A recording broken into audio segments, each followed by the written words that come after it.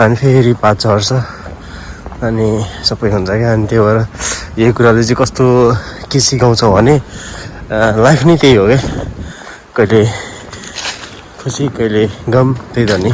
कहिले झरी पर्छ, कहिले पात झर्छ, कहिले फेरि पलाउँछ, फेरि अगाडि बढ्छ होइन, त्यही हो। त्यही अनुसारले जिन्दगी बढिरहन्छ। त्यहाँ छ मेरो साथी चिरमा बसिरहेछ। अब कलेज चाहिँ ऊ पर लास्ट लाइनमा छ, म चाहिँ यता पछाडिबाट आउँछु।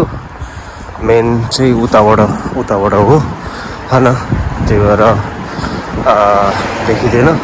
म अगाडिबाट नि देखाउँछु कि यो टावरको अगाडिमा हो क्या, यो पेन्टागन टावर भन्छ अगाडिको यो। अनि यसको अगाडिमै हो कलेज, अनि यसको वरिपरि नै छ क्या। अनि यदि हामी हरायौँ भने नि यो टावरलाई सम्झेर हामी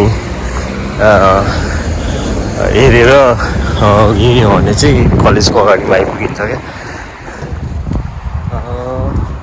लगभग 4 महिनापछि कलेज गइरहेछ अनि 3rd इयर छ भनेर कस्तो आफूलाई नि कस्तो अर्कै लाग्दैछ क्या होइन। अनि त्यही हो, अब जस्ट एक्साइटेड छु।